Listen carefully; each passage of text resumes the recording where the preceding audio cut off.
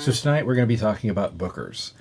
As most of you probably know, I recently did a giveaway at New Year's, giving away a bottle of Bookers 2020-02 Boston batch to one of you who left a comment on a video.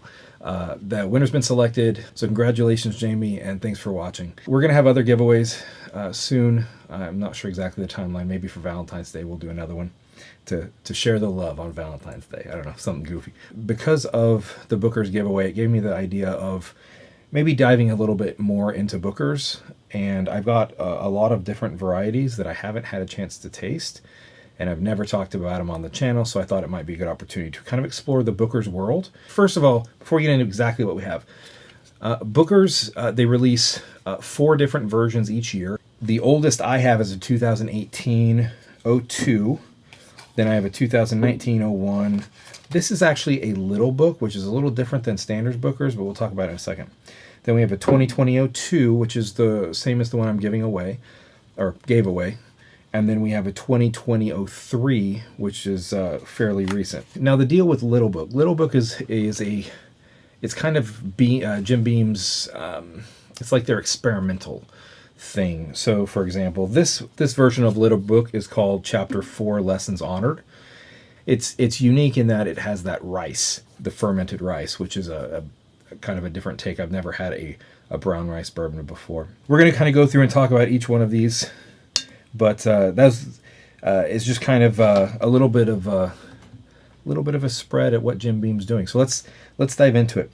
First of all, most of the Bookers are higher proof. They usually come in at about 120 to 130 proof. This one's 128 proof.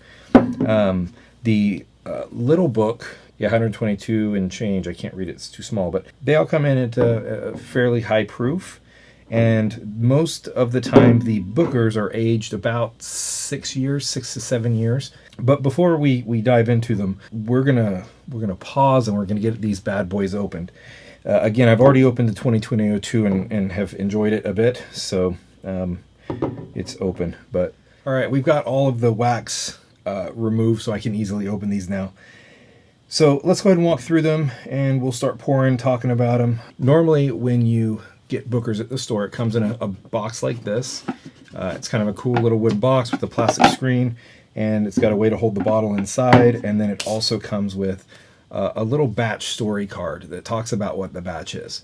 Usually the Bookers retails for about $80 to $90. It seems like every year the price goes up just a little bit, and right now it's retailing for around $89.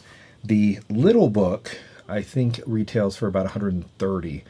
I think I paid either $125 or $135 for the Little Book. So the Bookers line is put together by Fred No, who's the 7th generation master distiller at Beam Distillery. And usually when he puts these together, it's to honor his dad in some way. And he actually talks about it in the batch story card.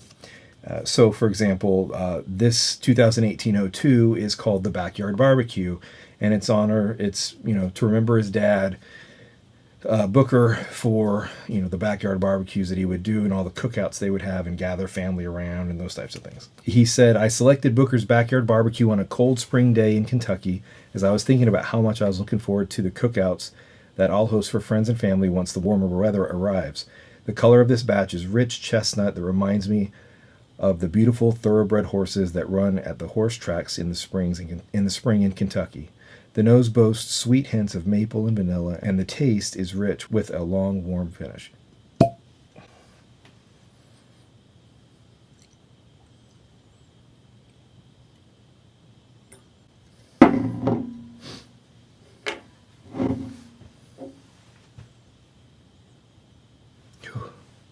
You can definitely smell the proof on it. Coming in at 128 proof. There's kind of a rich, warm caramel, some hints of brown sugar. It's got a warm, bready, sweet caramel, banana bread, hint of charred oak. It's tasty bourbon. So next up is the 2019-01. It's called Teresa's Batch. It comes in at 125.9 proof. Teresa's Batch is named for Teresa Whittemer, who was a distillery employee that Booker No hired. after a 15-minute interview, and she stayed there at the distillery for 30 years, working directly with Booker No. Getting the tasting notes for this batch from Teresa herself was important to me. She works with our bourbon daily, and I wanted to get her description of the batch of Booker's Bourbon that bears her name. I have to say, she did a terrific job describing the characteristics of this batch. The nose is sweet with some hints of brown sugar and light oak, along with the vanilla that is characteristic of Booker's Bourbon. The taste is unique, yet still unmistakably Booker's Bourbon, with a pleasant and warm finish, both sweet and spicy.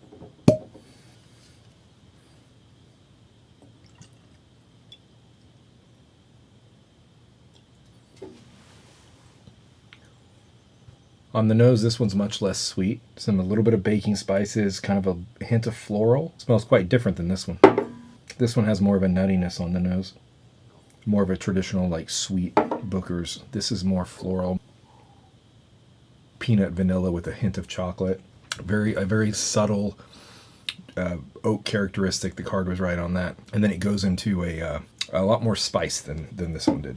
We're going to skip the little book for now. We're going to go straight into the 2020-02 Boston batch. The Boston batch was actually named for Boston, Kentucky, which is where Booker No had his first distillery, which is now the Booker No Distillery. Fred says, if you ever wanted to find my dad, Boston is where he'd be. That plant was his life for more than 40 years. He hired a bunch of folks from the Boston area and made it like one big family over there. Mom always said the Boston Distillery was Dad's first baby and I was his second. So this is the first batch that was selected, that Fred selected with the help of his son, Freddie No. The color is rich, light brown that reminds me of the beautiful horses throughout Kentucky. The aroma contains vanilla, toasted nuts, and some hints of baking spices. This batch is special to me since I created it with my son to carry on my father's legacy and his distillery location.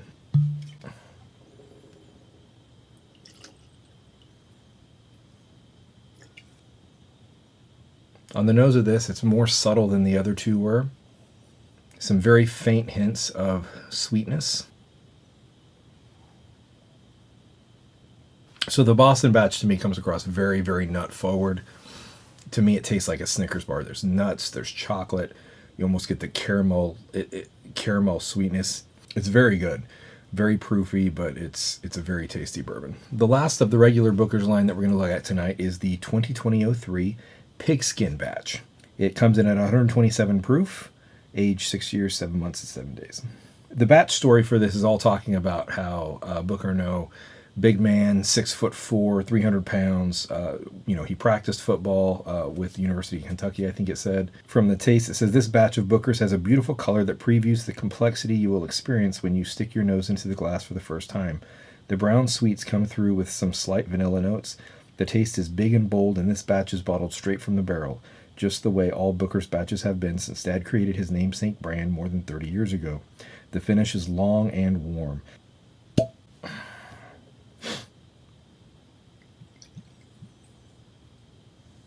All right, let's give this one a once-over. Not getting anything distinctive on the nose. It smells very similar to me to the 2020-02, to the Boston batch. This one is a lot spicier. There's an underlying vanilla characteristic like they talked about. That's definitely there. There's a good oak, a lot more spicy vanilla. Last but not least is the Little Book. Now again, this is the fourth release of Little Book. The Little Book is with Freddie No as the distiller. This one, characteristics are soft and decadent, warm caramel. The color says the aroma, sweet vanilla, toasted oak, and a touch of soft rose-like floral. And the taste is full-bodied brown sugar followed by rich charred oak or rich charred wood and dried cherries.